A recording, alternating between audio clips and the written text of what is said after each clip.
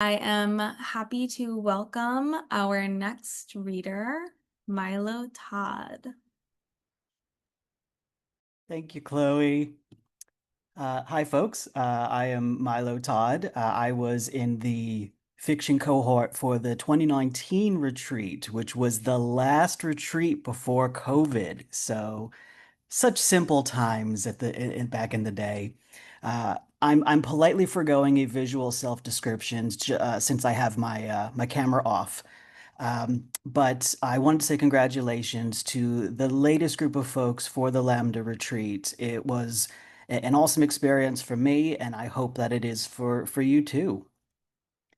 So I'm going to be reading from my debut, The Lilac People, which just came out this past April, late April. And it's a work of deeply researched historical fiction about the trans community in Germany before and after Hitler's rise to power and World War II. Wasn't meant to be timely, but here we are. So I'll be specifically reading today from a scene in which the protagonist, Birdie, who we'd likely today call a trans man, is talking with Dr. Magnus Hirschfeld, who, if you're not familiar with him, did a ton of stuff for the queer and trans communities during the Weimar era in Germany. One quick note, the book uses the terms of the time. So the word transvestite is essentially the word transgender today, and invert is generally queer or gay folks, but was especially used in relation to gay cis men at the time. "Why do you do it, sir?" he asked. "I know you'd look after your own kind, that makes sense, but why do you do so much for transvestites, too?" Dr. Hirschfeld looked away as if ashamed. He seemed to be choosing his words. "If I'm being honest, Bertie, my reasons are quite selfish." He paused a moment, finally faced him. "Do you know about the canaries? The little yellow songbirds? For 20 years now, miners in Britain and America have taken cages of them down into the mines while they work to detect carbon monoxide. Carbon monoxide is odorless, tasteless, cannot be seen. It'll also kill you in an instant. When a canary stopped singing, when it became ill or acted unusually, the workers would flee back above ground. When we started using mustard gas during the war, their soldiers once again brought canaries when they tunneled." Bertie did not know why he was telling him this, and he did not like being reminded of the mustard gas. "Why canaries? Why not another animal?" He shrugged. "They were the most vulnerable." Bertie waited for more, still not fully understanding.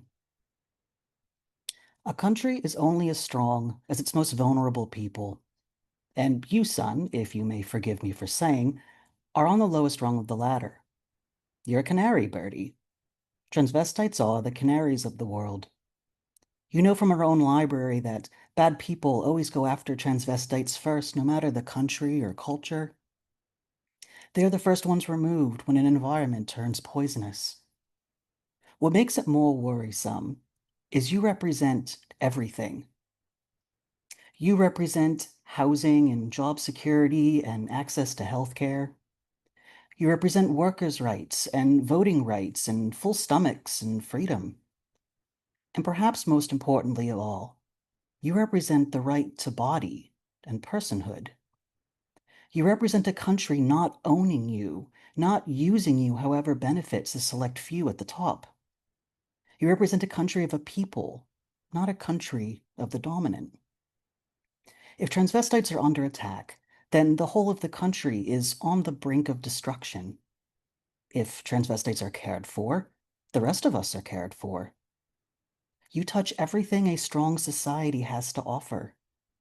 We could work, we could eat, we could be healthy, we could live in safe homes, we could decline to fight in unnecessary wars.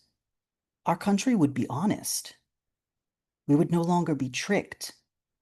Our country would take care of us, and we, in turn, would take care of our country. So as long as transvestites are okay, we know society is too. That's why I'm here for you, because I love my country. That's terrible, though, Bertie said, being forced into a cage to see if you die first. Dr. Hirschfeld nodded a quiet agreement. If it helps, they love those birds. Having them around brightens their spirits, and they carry them out with them during a scare to try and resuscitate them. They search for them through the rubble after bombings. It's not a perfect analogy, but it's something that stuck in my head for a long time. He sighed. What I'm saying is, don't regard me too heroically. I care about you because I care about everyone. Nothing I'm doing here is noble or generous. It's simply common sense. It's simply humanity. No person should encourage the suffering of another. There's already too much given by nature. And when a person encourages the suffering of another, you can bet they won't stop there. They want to see it because they hope it will fill the emptiness inside themselves, but it won't because it never does. And so they'll look for the next one, and the next one, and the one after that. Dr. Hirschfeld looked out the window a moment at the large elm rustling in the late spring breeze. Any invert who thinks Hitler will stop at transvestites is a fool. And any person who thinks Hitler will stop at inverts thereafter is just as foolish. They try to convince people that you're the only group they're after, when really you're just the first one. They look for the first domino to knock down, the one people will give the least resistance to, the one they care about the least. And once they've done it, it might be too late for everyone else. Thank you very much for giving me a moment of your time here.